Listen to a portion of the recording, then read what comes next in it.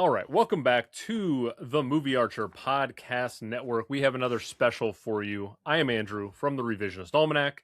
I am joined by my wonderful partners Jen and Sarah from Movies and Us and TV and Us. I'm joined by Nikko Caruso of Nikko Knows Film over on TikTok and YouTube, where he specializes. And we, of course, have our editor-in-chief, the founder, the captain of our ship, Adam Freed from MovieArcher.com. We are all together to react to the Oscars. Before we get into it, though, I want to take a quick moment just to kind of talk to the group because I've been thinking about what to say to kind of start this thing off. And I wanted to surprise you all with just a little, I'm going to do my own kind of little speech right now. And it's not an acceptance speech, but it's more of like it's a thank you to the team. And so I just want to take a moment. I've been feeling really grateful today. This has been a really cool journey for the last however many months we've been doing this. I think there was, I think we all felt really good about the idea of coming together. We all sort of share the same values and goals and visions for what this space should be and growing the community together. But the proof was really like in the pudding. And once we got together, people don't get to see all the cool stuff that we do behind the scenes together. And you all just continually inspire me every day and you support me so much. And I am just like, I'm really humbled to be part of this group. And it feels really good. And it can be kind of lonely and isolating sometimes to be on your own. Mm-hmm. And I know that I never have to feel that way with the four of you by my side. So I just want to take a moment and thank you all for, helping me and letting me be a part of this crew because it really does mean a lot to me. So thanks to all of you really quickly. Well, thank you, Andrew. You were the first call that I made, this last summer when the idea kind of entered my brain.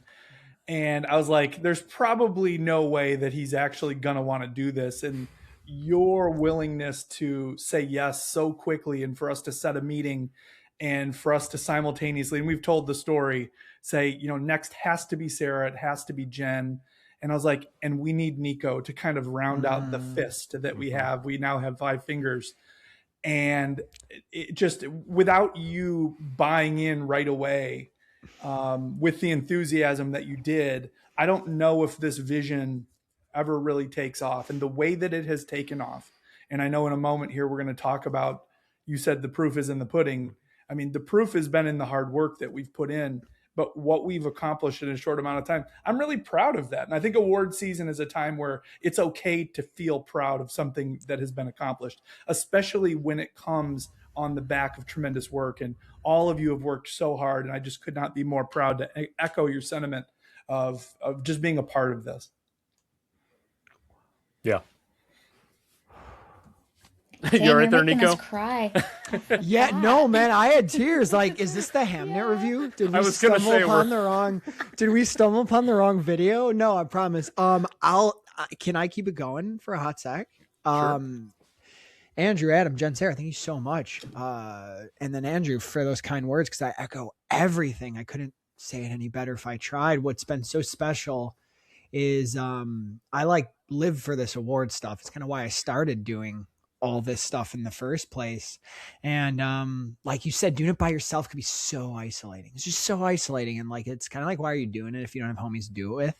And I've always dreamed of literally day after the Oscars being on a screen with a group full of people. And man, I did not know I was going to get this lucky with you four. My gosh, I've been so tired after this season, but today has gotten me so excited because I know I get to talk with you four. It's going to be awesome. We're going to laugh. We're going to have emotion. We already started. Clearly, that's like a mainstay around here, is getting us in the feels. And just thank you to the four of you. The coolest thing, I genuinely mean this, the coolest thing about my last 2 awards videos, it was the Oscar predictions and the Oscar reactions today, is you four are literally in those videos. I get to showcase you. I get to say, check out the interviews. I get to say, go to the website. I got your photos doing the interview so that anyone who saw those people last night, they see your faces with them on the screen. I was so proud, so honored to do that. And it made it all feel cooler and real. I'm like, oh, I'm going to talk to these people later. I'm seeing their faces now in these little squares, but I'm going to see them live in action later. So to you all, you are my winners. That was corny as hell, but I love it. I love it. Embrace it. Feel it. Let it hit you. Wow. Embrace. We're all a nerdy bunch. We got to embrace our nerd. You have to. The cheese has set in early on this episode. The queso. We love our queso. Throwback to the beginning. October. It's really crazy that it's only been a couple of months. I think that's wild to me because it feels like so much longer when the five of us like came from our corners of the earth and the galaxies to join up and link up arms and do this together. From the beginning, I think I'll speak for both Sarah and I, but especially me, I knew that this would be great. There was something like, there was an instinct that both Sarah and I were like, yeah, this feels right.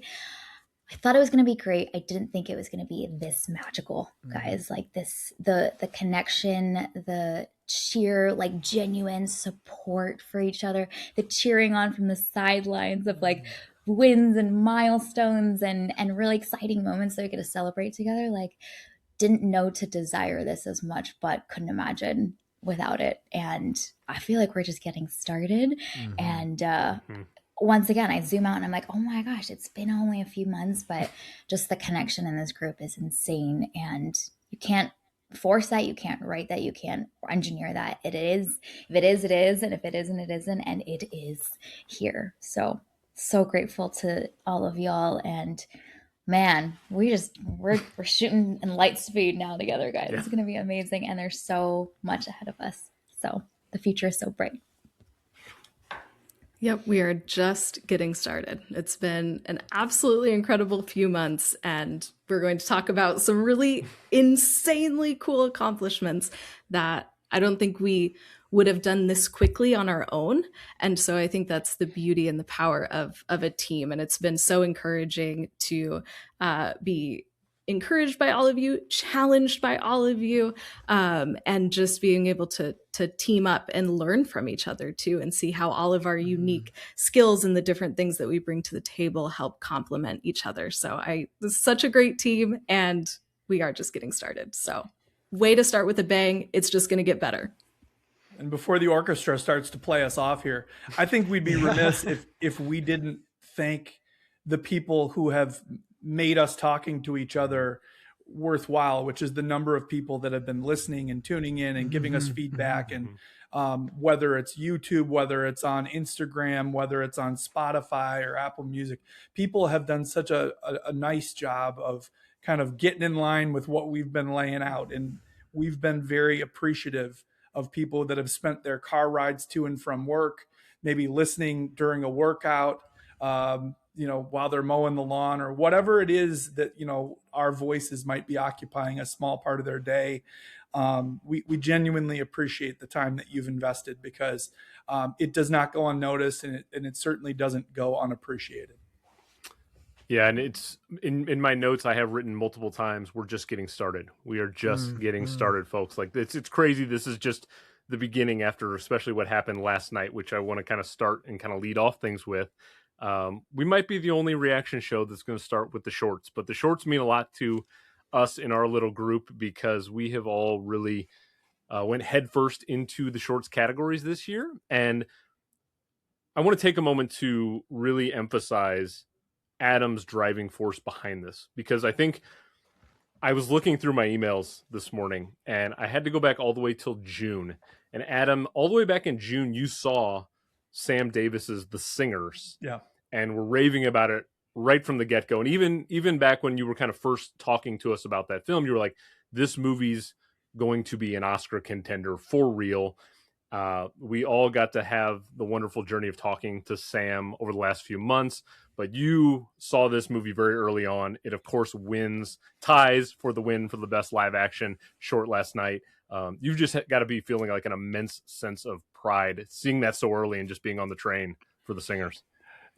As a critic, one of the things I pride myself in is you can kind of feel it in the goosebumps when you're watching something for the first time. And I feel like the more films I've watched and over the years kind of honed that part of my brain in the craft, you just know when you're a part of something special that's up on screen. And I walked out of that screening and I said, yeah, that's an Academy Award nominee. I had tears in my eyes. I laughed multiple times. I just knew it was special. I had to make sure right away I connected with Sam on social media just to let him know how much the film meant to me. And at that point, they were just kind of starting their run at Tribeca. And I was like, wow, I can't believe that they would get back to me so quickly. And they were genuinely appreciative and very blessed that some of my words ended up on one of their first posters. And I knew it was special. And when the opportunity presented itself for our team to come together, I know I said to you, Andrew and Sarah and Jen, Sam Davis needs to be one of the first people we talk to, because we are an up and coming team, an up and coming podcast network. And he is now a very present, but at the time, an up and coming filmmaker. And I thought, what a better way to support the art by this very gifted artist, that we have a realistic chance of having him on the show. And we were so blessed that he would say yes to all of us and kind of let us into his orbit. And wow, how that orbit has taken off. I just couldn't be more proud of what that film and what Sam Davis has accomplished. Yeah, and I love that movie's now on Netflix worldwide for anyone to watch whenever they want it. Like it's great to see a short film so easily accessible, because we've all talked about the challenges that it can be finding short films and from time to time. Sarah, I have stolen this phrase that you've used a few times about The Singers, where it's the instant you watched it, it was an automatic 5-star. You and I are both very critical of giving a movie a 5-star right away on Letterboxd, but I think we both did the exact same thing. You and Jen also got the chance, like I did, fortunately, to get to talk to Alexander and Natalie from Two People Exchanging Saliva, the other film that was Oscar winning last night in the live action short. Sarah, how are you and Jen both just feeling about having the opportunity to talk to multiple of these Oscar winning directors? Like, what are the feelings like today, a day after the event? It's just really surreal. So before, we ever became part of the Movie Archer podcast network, we had dreamed of, like one day we'll be able to interview directors and hopefully like shine a light on their films and get more people to go watch these, indie films and all of that and support their craft and their work. And just a few months later, we've been able to have a number of these interviews and have interviewed the directors of not one, but 2 Oscar-winning short films. So it's surreal. And I'm just so grateful, so overwhelmed, and just really grateful for both Sam and then Natalie and Alexander for taking the time to speak with us. Those conversations were so rich, so meaningful, just like their films are. So if you are listening to this and you have not yet watched The Singers or Two People Exchanging Saliva, go seek those out. The Singers is on Netflix. Two People Exchanging Saliva is, I believe, still on YouTube in the New Yorker screening room. So please go check those films out. They are absolutely incredible. And as great as the films are, I can promise you Sam, Alexander, Natalie are even better people than the films that they have created. I mean, they have all been incredibly wonderful behind the scenes, and it's just been a joy to kind of watch them over the last X number of weeks. Jen, how are you feeling about all of this? That's kind of, I'm feeling a lot of emotion. I imagine you are as well, for everything that we've gotten to experience already. Yeah, it's surreal is a great way to say it. It's wild. There's so many speeches from last night that have talked about like not giving up on your dreams and dreaming bigger than you imagine. And Sarah and I had a dream like from the beginning of the podcast that we thought would take years, decades, if ever in this lifetime to make happen. And this Movie Archer podcast network, Adam, all the years that you've sown into your passion and love for this medium has really made it happen for us. So our dreams are coming true already. Getting to be a part of this has been coming true already. And it's an invitation for us to dream bigger, which we're like, we don't know what to do with that, but okay, here we are. So it's just really magical when dreams come true in this way, to get to support these artists that I think what's really striking to me is that they really are breaking conventions of the medium that have been established for so long. So with The Singers, Sam is really passionate about documentary and narrative film being fused together to add that layer of heart and humanity in a way that might be different if you don't cast non-actors that need that opportunity to be seen. And then Alexander and Natalie come from an art world and an art background, could have never imagined creating a film on this scale, and they did it, and is being received so warmly by the critics of this craft. And I think that is both of their stories and how they came to this moment is really inspiring for everyone that's not been groomed from this industry, but man, you can do it too. But the clarity and vision, the creativity is essential. So yeah. I think it's really cool that these two films were the ones that tied, because they're very different in terms of the structure, where the Singers, Sam very much made that film to be a short film, and that's all he wanted it to be because it's based on a short story. And then Alexander and Natalie have grander ambitions to develop their film into a feature-length film, which I am dying to see what they add to it. And so it's really cool that the short film medium can act as both just a short film only, and then also a proof of concept for something that somebody wants to make into a little bit further of a story. And then I also just have to also thank Chris Labus and Masha Sherbovsky, the two directors for The Girl Who Cried Pearls, who I had the chance to talk to as well with a good friend, Britt Reinholds Hobson. And that was another short film conversation where this is a puppet stop motion animation film.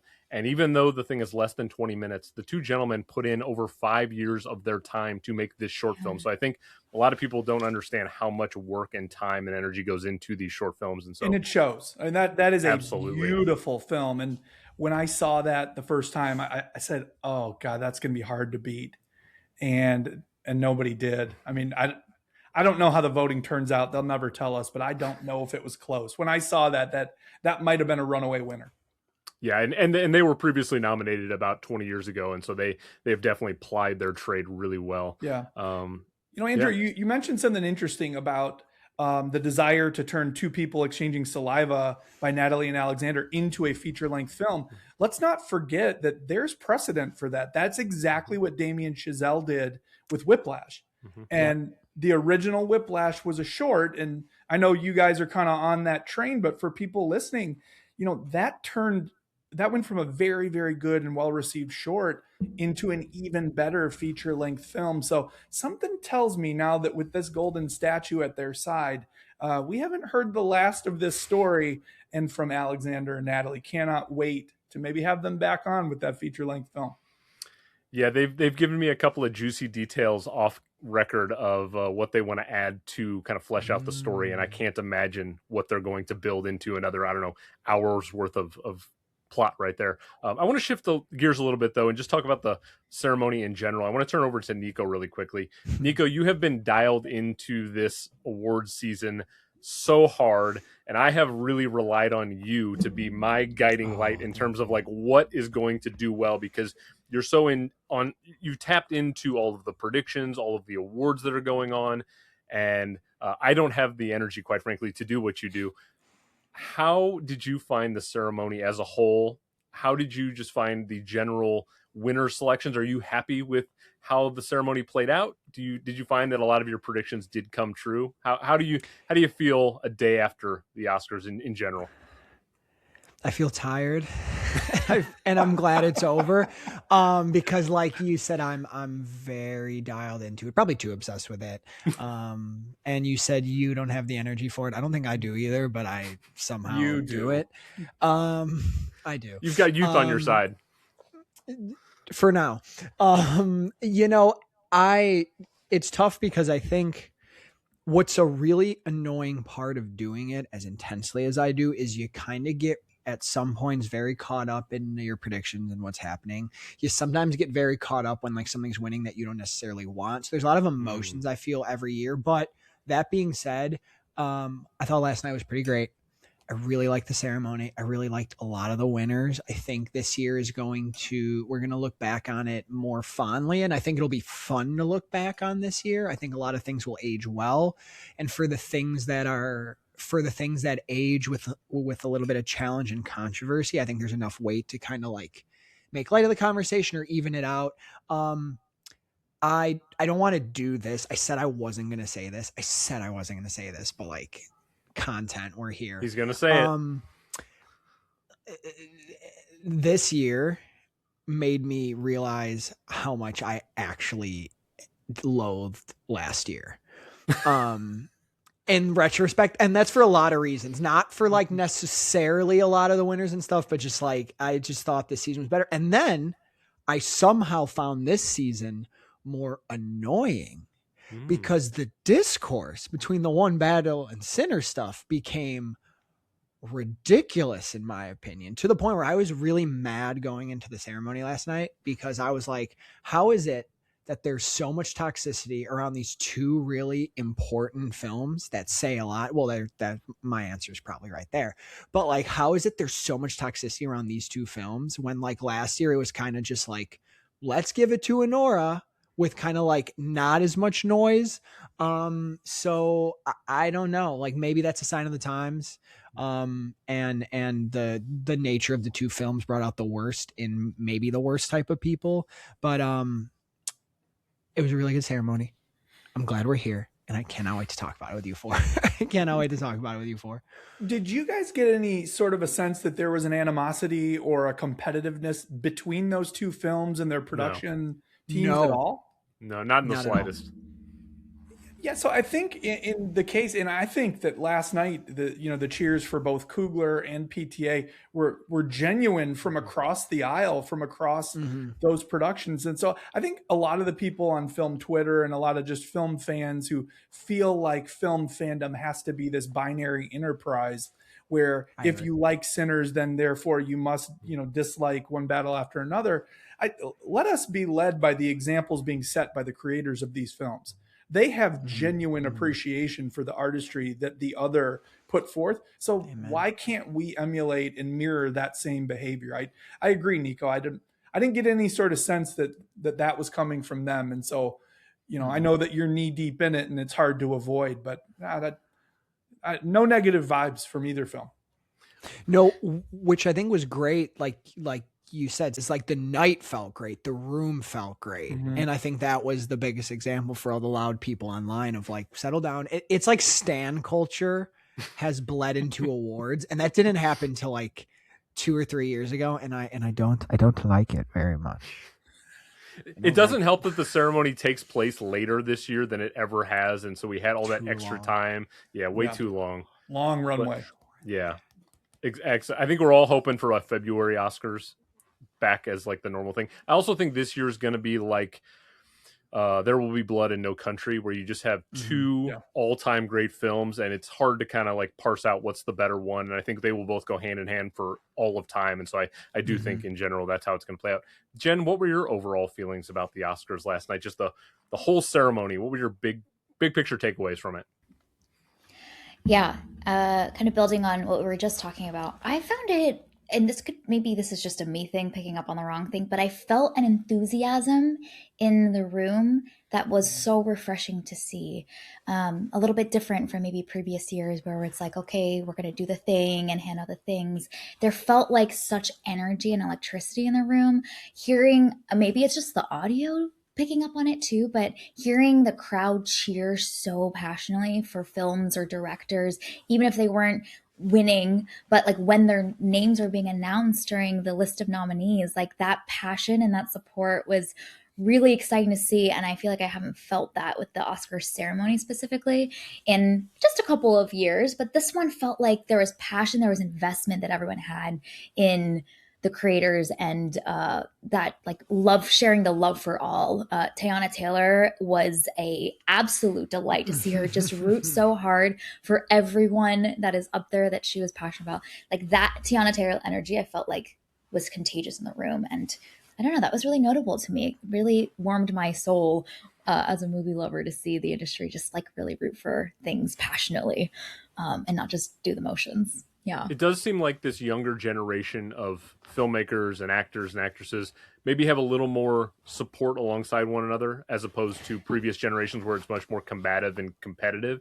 I don't think there's quite as much because Teyana Taylor and Amy Madigan both celebrated the hell out of each other in various award ceremonies when they were up for or winning things. So yeah, I think there was a lot of camaraderie amongst the group of nominees this year for sure. Sarah, how about you? How was your overall takeaway from the Oscars last night? Yeah, I think similar to what everybody else has shared, I think a lot of the people were just so endearing. You know, there's just little things. Tiana Taylor, obviously, I needed a camera just pointed, dedicated to her the entire ceremony because she was amazing. Everything Ryan Coogler did, from getting Autumn's son so that he could see her, all of his, you know, like signing to the people on stage, telling them thank you. Like, I loved all of that. Michael B. Jordan with his mom, like, just everything was so endearing. And even if a film, one that I wasn't personally rooting for, everybody else's excitement and that like genuine care and that genuine excitement that the crowd had, I was like, I'm excited for them too. So I think it was really endearing to just be with these people who have poured their heart and soul into this craft, and they are just so excited to be there and to be honoring each other and honoring each other's craft. There were so many great moments. Well, hopefully we'll get to as many of them as we can, because there were a ton of them. You just named a bunch. With Coogler was really at the center of a lot of the really awesome, heartfelt, passionate stuff that I was feeling last night. I want to talk about Conan really quickly because he hosted for the second year running. I'm going to do something kind of off the cuff. We haven't prepared this. This might not make for the best audio, but it might make for a better visual. I'm going to have everyone do me a favor. I'm going to count down 3, 2, 1. You're going to give me a thumbs up and in the middle, or a thumbs down on if you thought Conan did a good job hosting the Oscars last night. I've heard some discourse already from people, so I'm wondering what the group here is. So I'm going to count down 3, 2, 1. Give me a thumbs up in the middle if you think it was okay. Thumbs down if you were not a fan. Sound good? Okay. 3, 2, 1. Okay, so it looks like we got 4 ups, and Jen is in the middle. Nico's maybe kind of swaying a little. I'm like in the slanted a little bit. Yeah, I'm like I'll slanted. also slant. Like, I don't feel like a full. I'll slant. Okay. Well, let me. Jen seems to be the harshest of the group here, maybe on Conan. So, Jen, what was it about Conan that had you in the middle as opposed to up? Yeah, partially was I think he did a better job last year. I thought that he played it safe. So that's mostly my main critique, is that like most of the jokes, most of the stuff was safe. And so it was less memorable for me. I think it was just a more vanilla overall. The jabs, like they were all the right jabs at all the right moments to kind of like, have some fun. But most of the jokes I think they're just very safe, very lukewarm. And maybe he's just trying to be like non-problematic this year when it's been many problematic moments from previous Oscar years. So I think if his job was to just be vanilla and not make too many waves, he did his job. But in my book, I like to see when they are willing to. My favorite joke was the Netflix jab in the opening monologue. Wasn't that great? It was very good. I loved that one most. I wanted more of that. Monetizing this. Yeah. I thought that was it. Whether he wrote that joke or not, I doubt he did. I thought that played well. I also just want to make public record that it is Jen who is taking down an O'Brien on St. Patrick's Day. I just want to point that out for everyone keeping score at home. Jen 1, the Irish people 0. Adam, did you have any favorite Conan moments or favorite Conan bits from the night? Yeah, I mean, I think the one that stuck with me the most, I actually watched it again today, was just the open, where, as Aunt Gladys, he made his way through the montage of all the Best Picture nominees.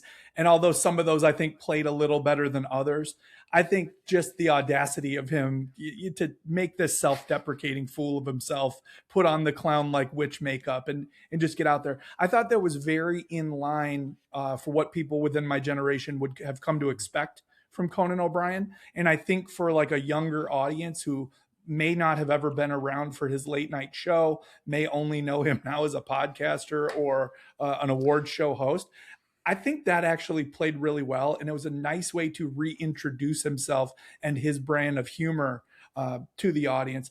Agree with Jen that there was some safety there, but I also think that there's some wisdom as a host in knowing when it's time to recede and to kind of allow the night to be the showpiece. And I know we've had hosts in the past who continually said, nope, don't forget about me, and kind of took some of the glitz and the glam away from the show. And I'm glad he didn't do that. I think he knew when to step aside.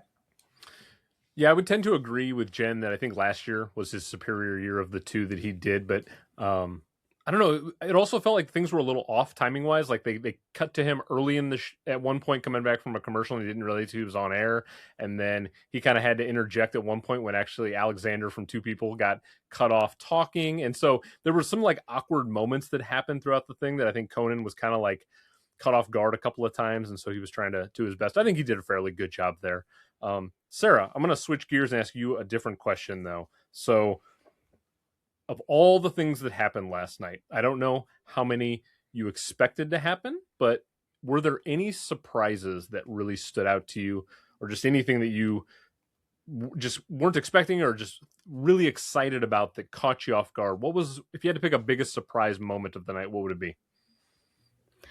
I think for me, there were like two things that really surprised me. Number one was the thing that we talked about in the beginning, the tie in the best live action short category.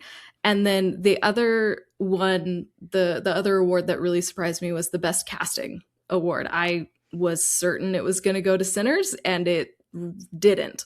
So that was probably my two biggest surprises of the night. But I am not like steeped into award season, so I'm very curious, Nikko, what were your like big surprises? Because you are way well versed in this than I am. Thank you. That was a surprise for a lot of people. That was the first one, casting. A lot of people thought it would go to Sinners. And people thought, because it's the first year of the award, a lot of people were saying like, okay, it's going to set the precedent. Like, what is this award going to be for? When you look at the movies nominated, it's like two clear number 1 and 2 in Best Picture, One Battle and Sinners. Hamnet was like, there's children in there. And for the other two, there were some people who were actors, some people weren't actors. So people are like, okay, well, Sinners, is this going to be the consolation prize? Is this going to be another one for Sinners? And when it went to One Battle, something I was surprised about in a very positive way is how many people talked about Chase Infinity last night. And I think that was the thing. I think they voted for One Battle because of the significance of that new star with all those veterans in that cast. So that was the big surprise, but the biggest one and like the win of the night is Sinners in cinematography with Autumn. And I'll tell you why, because that was like, if you predicted that, which I wanted to, and I didn't, and I'm mad at myself because I thought the Oscars might do it because they gave it 16. One Battle won every precursor in the industry. It won everything. So if you were predicting that, you were like, they're going to go against the historic trifecta, and it doesn't happen like this, and it hasn't happened in this category. And the Oscar said, we don't care about any of y'all, we're getting her up there. And it was the coolest moment of the night because you could tell the room was so loud. It was a genuine like shock for me watching it. I was like, they really did it. And it was such a surprise. I thought Sinners was going to win Best Picture because of it. Yeah. I'm like, this is the swing. It needed one other win. That's what we all kept saying. It needed one other win. If it wasn't going to get supporting actress, it needed one other big tech win. And we're there. Now that did not happen. Still great though. So those were really the two I would say that were really the only surprise. And if like you were still thinking it was a coin flip for the big prize at the end, I think some people might have been surprised that Sinners did fall a little short, because that's one of the predictions I got wrong. Is I switched to Sinners. I thought we were getting a last minute surge here that we've seen in like the last 10 years or so. We've seen huge movies go down. We've seen La La Land go down. We've seen 1917 go down. We've seen The Social Network go down. So I'm like, okay, is this SAG feels like it was huge, but it didn't get over the Best Picture finish line. So casting and cinematography and the tie in live action short was cool, because I think there hasn't been a tie, and what a cool category, especially for this channel. I was so hyped for you guys. That happened, and I'm like, there's a tie. So all my homies talked to all these people, so they're winning twice. And then when it was those two in particular, like the Singers is the first one I feel like I identified happening with this site. Correct me if I'm wrong. So I'm like, that was a cool one to hear first. So yeah, those were the three big surprises. I would like to tell you, Nikko, I blame you for swinging me over to the Sinner side last minute. I know, I'm because sorry. I was also I was trying to manifest it as well. I'll tell you what's funny. What a lot of people did. So I recorded that prediction video early in the week. That was like right after SAG, and I'm like, I'm feeling it. And a lot of people were doing it. So I felt good about it. Then it hit like Wednesday and people are reposting going, so I switched back to one battle and I'm like, no, they're scared. They're scared. Hold the line. I held the line for Kristen Stewart getting in there years ago. Mm-hmm. I'm like, it's Kristen Stewart again. It's going to happen. It did not happen. Andrew, I'm sorry. But you know what? Here's the thing in my predictions. Like every year I have a couple swings in there because I just think it's more fun. And then like, if you're right, it's cool because if you think about it, we're all predicting that there's thousands. We're all on the same page anyway. So if a couple variations here and there are fun, but I'm sorry to lead you astray. I've learned my lesson though. But in my defense, Sinners is like the strongest number 2 I've ever seen. Mm-hmm. It's like, so in years to come, I don't think it'll be as hard to call it. I think you'll be like, well, is it as strong as Sinners was? If not, no bueno, don't do it. And even then it couldn't do it. I was feeling so good last night, all the way up till the editing category went to one battle relatively late in the night. And I was like, I think that's going to be the one that kind of tips the scales. The only real surprise for me, and I've been on this bandwagon all the way back to our announcement of the Movie Archer Network. I've been riding the Amy Madigan train for a long time, and I was so scared. I thought there were a lot of good options in that category. Honestly, any of the 5 women would have been really cool winners. I was like, there's no way the Academy is going to recognize this crazy, outlandish horror villain character, and they did it. And Amy gave a great speech, and Ed Harris was just like totally just head over heels in love with his wife, having the moment of like her life. It's just amazing experience to see Amy get up there and get the win. Great speech. Adam, anything stand out for you? Surprises for the night? I mean, Autumn was my big one. Autumn Arkapaw. I kind of like Nikko mentioned, I think the anatomy of an upset for Best Picture has to involve a spark from somewhere further down the line.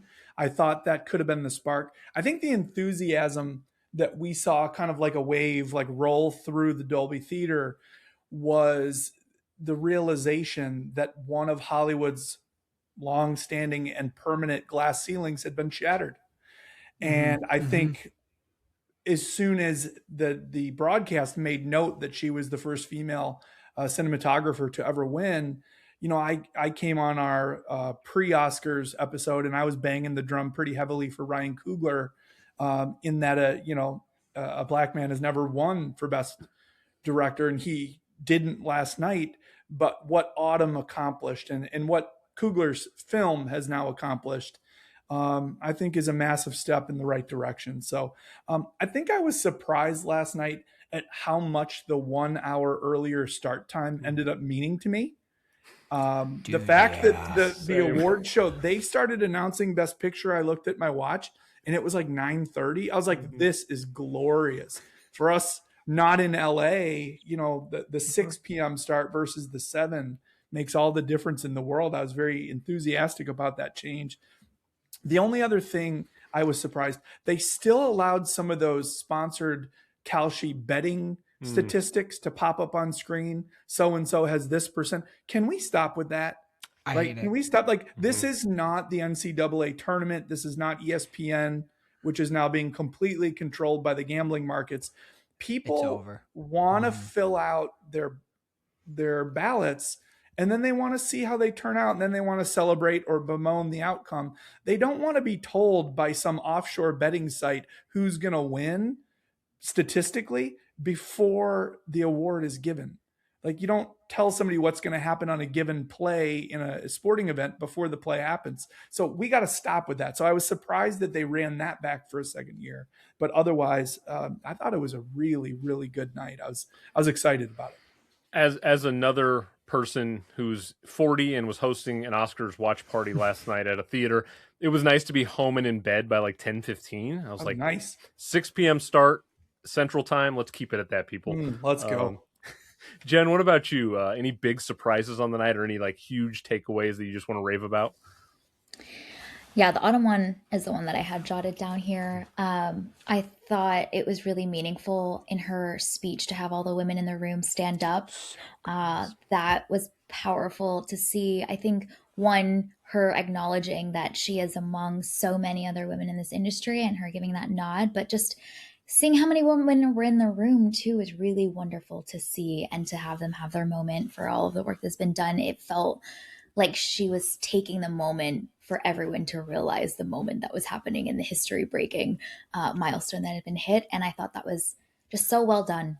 As a cinematographer, she thought about visually how this would look and translate to have the full impact, and she landed it. So that was really meaningful and really heartwarming as a woman to see on screen. Did any of the other speeches stand out to you outside of her, or were there any speeches that you were kind of down on? Because I thought, in general, most of the speeches were pretty solid. Yeah, I thought all of them were really wonderful, really authentic. I would think one of the things that I noted was that it felt like everyone was speaking from the heart in a way that you don't always get in every other Oscar year. I particularly loved Ryan Coogler accepting the Best Original Screenplay speech and him speaking to his children. And the part where he talks about, like, father has been away for a while. He's been working on some great things, and I hope that one day you will know that I love you with all of my heart. And I just thought that was such a beautiful acknowledgement of just the real sacrifice and the cost of being an artist at this caliber, at this scale. But ultimately, this is a breakthrough. This is a moment. This is a milestone for his people and for his culture. And that is what he has also dedicated so much of his life to, in addition to his family. So I thought that was particularly heartwarming to see, because I think that's something that it's not often acknowledged at these stages of what it looks like to balance your creative passions with dedication to family. And I thought that was really meaningful. Sarah, what about you? Did any other speeches really stand out on you tonight? Good, bad? Yeah, similar to Jen, I think a lot of them were really good. And I was just, again, everybody was just so endearing. Like it felt like everybody was excited. Even Jessie Buckley, she's won everything. And she was still so like overwhelmed and overjoyed to be here. So it was fun to see kind of these winners a little bit undone in those moments. I loved Amy Madigan's speech. Yeah. She was all over the place. And I was like, yes, this is the realest thing I think I've ever seen in an Oscars ceremony before. So it was nice to see the humanity of these performers who are, on the biggest stage, the biggest night for their craft. And they're just regular people like us. And it was just fun to see that kind of over and over and over again. Nikko, what about you? Any of the speeches really stand out for you? Yeah, they're all so good. I mean, I could co-sign them all. Probably Jordan for actor. Yeah. Just because that ovation was something. That ovation was something. You see Leo up there standing. Yeah. It was a cool moment because I think I like the speech, but like the whole moment around it too, including his speech, which I thought was beautiful. And he kind of talked about like where he came from and like the career that he's fostered, because he's so likable and so well respected. And he has actually done it in a pretty quiet way. Mm-hmm. He really has. Like when you look at his filmography, you're surprised that like, you would think there's a couple more in there, but there's not, but it's all really good. A lot of what he's done, especially in the last like 7-8 years, is really, really good. And it felt like a really cool moment for that category. That's one that I think, that's what I alluded to earlier, where as this year ages, I think you're going to have people try to come at this moment. And I think the minute you remember it or go watch it, that's going to go away. Because I think it was that powerful and that much of a moment of like, if you want to call it, it's a career win. They give those to so many people. Let's give it to Michael B. Jordan. Come on. Like for this movie. Oh, I had it up here. It's gone. I'm so sorry. I was going to point to it. Imagine that Sinners is right here still. For that movie. Superimpose it. Yes. For how important the movie is. Half the reason that movie's getting made is because of him. It's him and Coogler. So like we could give him best actor, and him with his mom there, and Leo, like you said, Leo, and just the embrace. And it was a cool win. It was a really, really cool win. I'm glad it happened. Talk about a guy too with aura. Like there's just a natural charisma around Michael B that's just ridiculous in that room. And he's like Adam, the hottest guy I've ever seen. So I mean, he is such what an attractive man. God yeah. bless. God bless him. You know. I also love the little joke Conan did early in the show when he was talking about all the seat fillers being Michael B's throughout the room. That was a fun little thing. We got a whole bunch of Michael B's. Adam, any of the speeches stand out for you that we haven't mentioned already? I think you guys did a great job of mentioning some of my highlights. I think the connective tissue of what was so alluring about all of the speeches was the genuine nature of their authenticity. And from Jesse Buckley to MBJ to Ryan Coogler, there's an old saying, you can learn the most about someone based on the way that their teammates receive them in their most successful moments. And the way that the room erupted for Coogler and Michael B. Jordan and for Jesse Buckley, these are people that are not just respected, but they're loved amongst their peers. And we know that this is an industry that often it can breed contempt. It can breed competition. We're all trying out, we're all reading for the same role. This project didn't work and that one did. And they seem to genuinely, and maybe this is what we all need right now, they seem to genuinely be pulling for one another and celebrating one another's work. And I think that came through in a lot of the speeches. And so it felt really nice to be a part of something that was so authentic. Yeah, I also want to take a minute to give some props to Paul Thomas Anderson. For honestly, the whole award season, he's won a lot of awards. He's been expected to clean up on most of these. Almost every speech he's given at every award ceremony has been incredibly humble, from the heart. He seems really like shook up by it, even though he's like one of the titans of our generation of filmmakers. He had a great line in one of his speeches last night where he said, you make it hard work for a guy to get an Oscar here because it took him this long to get it. But he seemed really humbled by the moment. We had mentioned this on our preview special, and I had said I think this is going to be like the opportunity for him to cap off his career as like a cemented GOAT director all time, and this was definitely his moment, and he seemed genuinely happy about getting it. He didn't seem too prepared about it. Do you guys think, though, I mean, let's just say that last night it went to Coogler and it went to Sinners. Is there anybody that's like, nah, Paul Thomas Anderson, not one of the greats, never won an Oscar? I mean, don't you think that there's been decades of people like, this guy's the best, just so happens he hasn't won, but come on. Like, I don't think that statue solidifies anything, but you could tell he was genuinely very proud, and he was genuinely very excited to receive it. His work speaks for himself.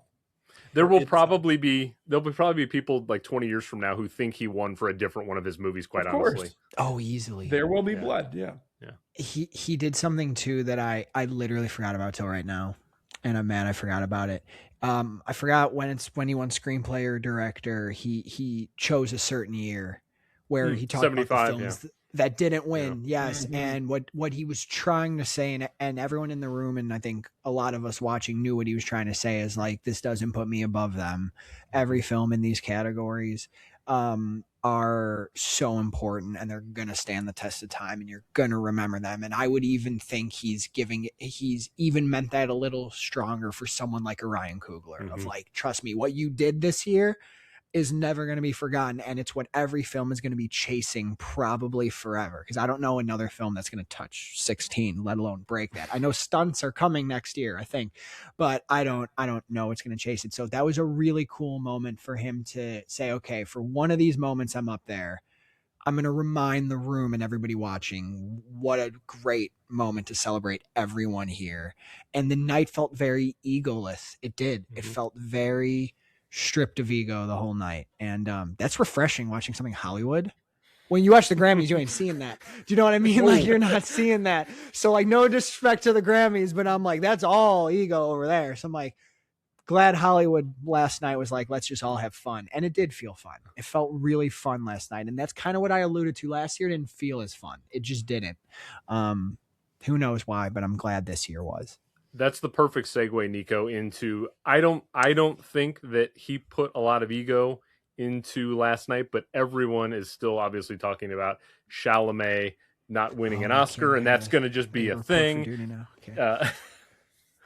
Let's talk a little bit about Chalamet. This is 2 consecutive years now where he's been among the top of the Best Actor contenders.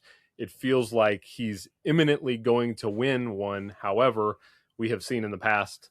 Sometimes people you think are going to win one have to wait a little bit longer. Leo, perfect prime example right there. I do wonder if this is going to be a situation where he's now got a gap in a period of time where he's not going to win one, or if he's just going to keep cranking out nomination after nomination. It's hard to tell. Sarah, what do you think about the whole Chalamet of it all right now? I know you were all in on Ethan Hawke for Blue Moon, by the way, but how do you feel about Timmy? I'm the wrong person to ask this question because I was the only one out of the 5 of us that did not vote for Timmy. I went to you. So he's a great actor. But for me, it was a tie between Ethan Hawke and Michael B. Jordan. And I'm as great as Timmy is in Marty Supreme. And it's a fantastic movie. I had so much fun with it. I was blown away by him. I'm happy that Michael B. Jordan got it. Because for me, Michael B. Jordan killed it. He played 2 distinct characters in that film. Absolutely deserving. Timmy's time will come, and I'm rooting for him. It wasn't this year, and I'm really pumped about that. What about you, Jen? How do you feel about the whole Chalamet of it all a day later? Yeah, he's 30. The Oscars love to make you wait. And so it's one of those. PTA is 55. You have to wait an entire career to just hit banger after banger before he got his. So I'm like, it's okay if Timmy can wait a little bit. I think seeing Michael B. Jordan up there and what that's going to mean for so many people, I'm like, shoot, I might need to revise my pick because I think that what he was able to share and what he stood for and what he represented, I think was really meaningful. And for Sinners to not take some of the other bigger categories home, I think it was right for them to have Sinners have its moment. And for Michael B. Jordan, that has been a staple, a prominent figure in the movie star landscape right now, to be this person, the 6th Black man to win this award at 98 years, I think is quite a milestone and more than well deserved. So that was really heartwarming. One of my favorite moments of the night, seeing Michael B. Jordan take it home. And didn't you guys love that he mentioned those prior 5 winners by name? Because those were people that he grew up specifically watching and learning the craft from, but also learning to love movies through because he saw himself. And so who are we to say that, who just saw Sinners for the first time and now have seen themselves represented on screen? And so there's this great perpetuation of representation that I think we saw last night through Autumn Arkapaw, and of course now through Michael B. Jordan. Let's go over to our movie archer Skinny King here to talk about the real Skinny King. That needs to be a t-shirt. Movie archer Skinny King. Yes, please, we need to do this. just the mustache and the hat. Stash essential. Yep. Yeah. All right, Nico, how you feeling about Chalamet today? I'll tell you what's so interesting. So I'm a big Timmy guy, as we know. My Skinny King, as we all know. But at this point through the whole season, I was looking for him to win. I was very loud when he won Critics' Choice, Golden Globe. But then when the BAFTA fell through, I was like, oh, it's over. I was like, okay, no, he's done. I don't know. It's because SAG, I was pretty confident. I will say, I had Michael B. Jordan winning SAG on January 7th. So I was very sure that Michael B. Jordan was going to win SAG, and then it was going to be whatever's going to happen. I'm fine if he waits. I'm someone who a lot of people are like, oh no, I don't want to see what he does to get one day. No, I want to see what he does. I want him to back it up. If you want it that bad, King, keep going. So I was okay with him losing. They're going to make him wait. They made Leo wait. It's so interesting that an actress, they reward you young, and for the men, they make you wait. That's something so fascinating to me. What does that say about casting opportunities for men versus women in Hollywood? But that too. But exactly. So there's so many reasons why I feel like he lost, and they're going to make him wait, and I'm fine with it. Where I get a little cocky with my Skinny King is for all the haters out there, he ain't going away. You're going to see him next Christmas. He's bigger. When Dune 3 is one of the biggest movies of the year, he ain't going away. He's bigger. He's scarier. He'll be in your dreams. So listen, if he's really mad about it, I don't think he should be. He's the last big movie star we have. he'll win his Oscar someday. They all do, right? So, and here's the thing, Marty Supreme, to me, it still didn't feel right, like the right movie to give him it for. Which is crazy. I vote, like, we all picked him. I voted for him in my critics group, in our critics group. And when it came down to it, I'm like, I predicted Michael B. I'm like, yeah, I think this is cooler. Like, I think this is important. Like, I want to give it to MBJ, who I feel like earned it for a lot more reasons. And there's things that Michael B. Jordan has earned that, even though Timmy is so big, that Timmy still has to earn too. And I'm excited to see when it finally happens. I hope it's not when he's like 60, but I hope it happens one day. All right. I got some bad news for the Chalamet heads out there.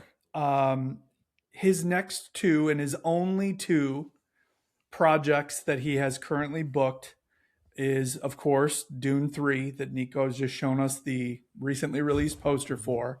He's not getting nominated for that. He didn't get nominated for either of the first two. That's not a nomination. And the only other one he's got on the book is another sequel, and Wonka 2. And he's not getting nominated for a sequel to a movie that did very well, but wasn't probably his most revered work as a performer. So unless something gets itself on the book relatively soon, I don't think it's hard to see him being in his 40s before we revisit this conversation with him. Mm-hmm. And I think that it's ironic, and I think it's a valuable lesson for people, that the immaturity of some of his very flippant comments may very well have cost him an Academy Award in a year that he spent promoting a character who was notoriously immature until the very last scene of that movie. And so it was a little bit of a life imitates art movement that his mouth got out in front of him just a little bit. I'm not saying that's why Michael B. Jordan won, but I think Timmy had this thing locked until he said one comment too many to the wrong audience of people, and it wasn't well received. So I suppose lesson learned. And the irony of me saying that is, here I am talking into a microphone, and we'll probably eventually say something that people aren't going to agree with. Never. Don't at me F1. So you already have. Yeah, I was going to say you. No, I already have. I guess the difference between me and him is, I'm not sitting on the doorstep of winning an Academy Award, and unfortunately for him, he was. So another thing too for him, just really quick, it's something else that he keeps running into is he's not with, at least recently, his film and the role he is. It's not the favorite to win Best Picture, and it's not even the favorite for like a Best Director. That's a good point. Until he gets that behind him too, it's really hard to win by yourself. As you can see, in 2 years straight where he lost someone in a stronger film, arguably both number twos. If you think about it, he lost to both actors in the number twos. In my opinion, The Brutalist was number 2 last year. All right. Clear the runway for a second. This is my turn to pull an Adam with F1. I got some Chalamet thoughts I got to get out really quickly. Okay. No. I got a lot of thoughts. All right. Number one, people want to slam Sean Penn for not caring and not going, and he's got 3 Oscars, and they also want to give Timmy too much trouble for caring. Pick or choose the side you want to go on. Okay? You can't have it both ways. Number one. That's number one. Number 2. The whole point of my concept of my show that I do is we rarely remember the campaigns that happened 10, 20, 30 years later. The idea that the ballet and opera comment could have had a significant impact on the role he's playing is absurd. I know that it's possible, but the idea that should have any level of control over a vote drives me bananas, and that's why I vehemently don't care for the campaigning process, which is, again, why my show is trying to objectively look at things with some hindsight and some distance and say, okay, what's actually the best? So that's another point. And then the Academy loves to give people biopic Oscars, but they don't give it to him for Dylan. So then he goes and does this really original character, Marty Supreme. They don't give him to that. So you can't pick or choose. I also think in this moment in 2026 culturally, this might be a hot take. I think Timothée Chalamet is bigger than the Oscars.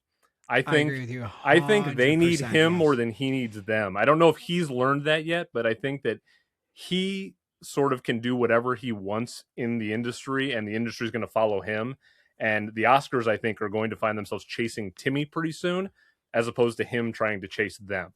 And so they better be careful, and they better recognize him before he just quits caring about it, because I would also like to see him rack up multiple Oscars, because I think we've also lost sight of the fact that there used to be a period in time when actors would go out and rack up multiple wins, and we just don't get that a whole lot anymore because they want to spread the wealth. And I think Timmy could potentially be that guy of our generation to win 2 or 3 or however many they want to give him. So that's my little Timmy take there.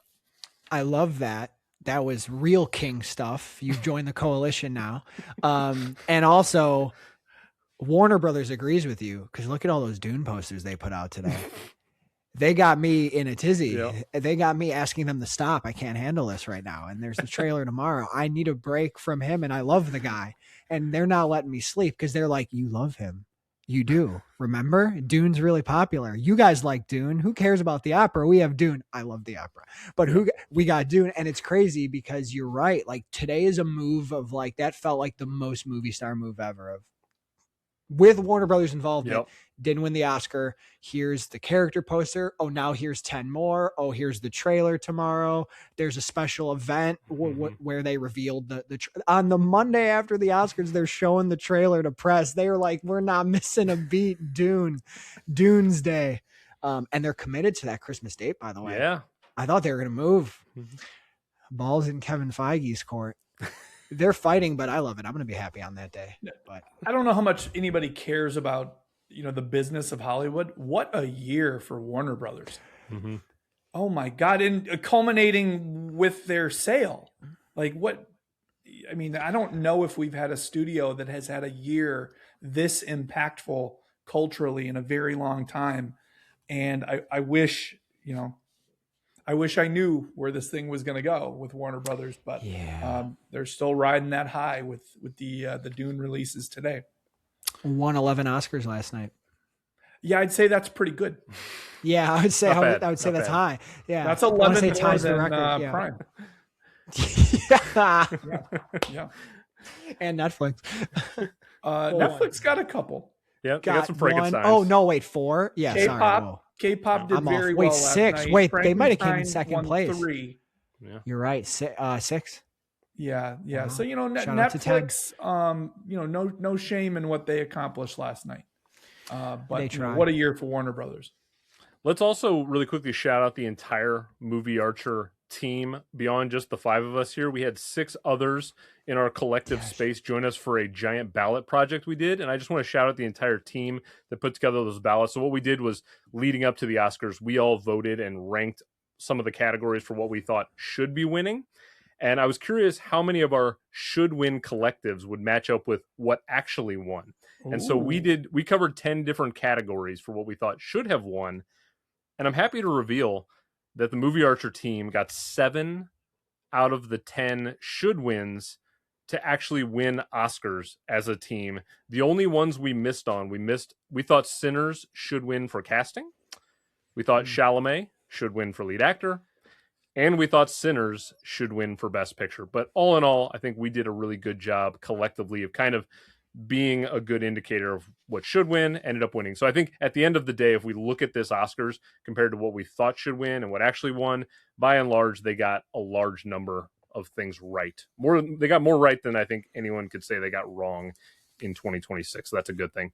An absolute testament to the knowledge and integrity of the Movie Archer writing family. Some really gifted people that I'm very fortunate to work with. All right. Let's get some remaining thoughts before we close things out. Sarah, do you have any remaining thoughts on just the Oscars, this awards season? Anything you just want to shout out before we kind of wrap up? Yeah, just very quickly, I think one of the not knowing anything about how the Oscars are put on, but in my mind, the worst job in the production is the person in charge of the in memoriam section. And they left some big people out, and yes, but on the whole, I thought that it was really well done. It was so touching. And just to remember, like, the truly great people in this industry that we lost in the last year, and so many of them meant so much to us, and I love that this space was curated with such intention, and the times that they kind of zoomed in on one person, and Rob Reiner, Diane Keaton, Robert Redford, like what they all meant to us as moviegoers, but to the people in the room as well. So I thought that was really well done, and man, it got me right in the feels. So yeah, shout out to the team that put that on, because that seems like a thankless and very difficult job, but I thought it was really meaningful this year. One of the best in memoriams I can ever remember, for sure. Like, they really give it the time and attention it deserved, I think. Jen, what about you? Any remaining thoughts on this whole season and the awards? Yeah, a couple of quick things that I'll just shout out quickly. One, it was really wonderful to see the Golden performance, K-pop Demon Hunters. That bunch of great wins, bunch of great speeches around that. But yeah, I know that's like capture the zeitgeist of the moment too. But just seeing like that many Asian women on stage dancing together, and they were doing a lot of like the traditional folk flag dancing and stuff that I grew up watching, like Chinese New Year shows with my family. So like that was really wonderful to see on like the biggest stage in Hollywood. I thought it was really notable that all of the people that accepted their Sinners Awards spoke to Ryan Coogler's character. So that was really striking to me, not just his craft, but like who he is as a person and the care he brings to his team. Notable, very notable, and just a testament to who Ryan Coogler is, not just as a creative, but as a whole human being. So I loved that. And then I just wanted to shout out from a ceremony perspective that they, throughout the night, had clips from the Best Picture nominees and had the directors, for some of them, like speak to what the heart of their film was. That warmed my heart so much. And I just, sometimes they skip the like montages, and I love seeing the clips, and I love seeing directors and artists talking about their work. So I thought that was really well done. It just felt so heartfelt, which is the theme of this year, but I loved those pieces. So both the musical numbers were so good. Golden, I lied to you, just nailed both of them. Yeah. Nikko, any remaining thoughts you have for us on this whirlwind season we've just been through? Yeah, as much as I said I'm tired of it and like I'm glad it's over, I found myself, it's so interesting. I can't remember a year where I was this emotionally connected to so many films and so many teams. Like I always loved seeing the Sentimental Value cast and the K-pop Demon Hunters team and Coogler and Yes One Battle and all the Hamnet, seeing little Jacoby Jupe everywhere. I think I got a little like parasocial with some of these people and some of these teams, to where it set in at one point last night. I think it was after Sentimental Value won International Feature, which is a film I love. I was like, I literally said out loud, this is my goodbye to them. Like, I'm not going to see them together like this anymore. So I think that's a testament to the year, to the films, but like the people that we got to know. So like for all the vitriol that I spoke to that's online, that camaraderie in the room was felt last night, and everyone was so wonderful to follow for this year. And next year has a lot to live up to. And maybe we'll look back, the five of us, and be like, it was better, or maybe we'll be like, bring us back to 2026 March, you know? So, but yeah, what an ending, and what an ending with you all here. It's great to get to talk about this with the four of you. I know I keep saying that, but it's been real. It's been fun. I knew you were probably fist bumping wherever you were when Trier got up there and got to celebrate, because you've been so into Sentimental, and that was its moment right there. And I love The Secret Agent. I was worried it wasn't going to happen. I was like, I'm not going to see that beautiful man on stage talk about this beautiful, heartfelt movie.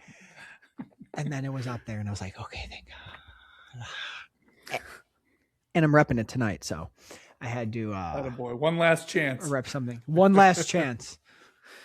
All right, Adam, what about you? Any remaining thoughts on just a massive season for you, for us? All right, somebody steal the conductor's baton. I've got a couple things. We would be remiss in an Oscars follow-up pod to not mention fashion. I think the red carpet is a huge part of the award show. I want to shout out a couple of people. Rose Byrne, who was in a black strapless Dior gown, mermaid silhouette. Let me throw that on there. with the 3D floral embroidering, which is unbelievable. She was styled last night by Kate Young. So big shout out to Kate Young. Her work was immaculate. And on the other side of things, I thought Miles Caton, if you guys got to see him on the red carpet, really good. He was in a brick red monochromatic custom Amiri suit. I thought it was perfect right down to the shoes. And he was styled by Eric Figueroa. So I want to give those people literally their flowers in the case of Rose Byrne. That's two amazing works of fashion that worked both, looked like they could have worked runway, and then they were functional in the theater as well. I also want to say 2025 is going to be really, really hard to follow up, but I've got great news for people who are like, hey, I haven't been to a movie in a while. Why don't they make movies the way they used to? Well, on Friday, March 20th, guess what? That's coming in just a few days. Project Hail Mary releases wide. And if it's within your budget to do so, I would highly recommend that you go see this in a premium format. If you have IMAX or a Dolby Room available to you, if you're in a place where 70 millimeter is available to you, spend the extra dollars. The closest thing I can say is it reminded me of being a kid and going to see Apollo 13. It had that same type of feel. And so if you're like, God, I'm having the post-Oscars hangover, what do we do now? Movies are over. No, they're not. Look to Friday. Go support this brilliant work of science fiction. It is a feel-good movie. Movies are riding this tidal wave of enthusiasm that we saw last night. And I'm really excited for people to get out there and start the discourse on Project Hail Mary. I'm so glad you also gave a little bit of fashion shout out, because I love a red carpet. And yeah, it's a big part of it. It's fun. Yeah. Chase Infinity, Radiant was all I could say for her. And that it was like a peach dress, just beautiful. And he was presenting, but Pedro Pascal just always is suited and booted. So he looked phenomenal. Clean shaven, yeah. Pedro. Leo stole his mustache. Yeah. Wound me I have Masaku to in talk that about teal the dress. Yes. Wound me in the teal dress. Yeah. Also, go look up Wound Me Masako Vanity Fair after party, the lavender dress. It will, heal your soul. hit us with some mustache talk, Nico. The Leo mustache was pretty crazy.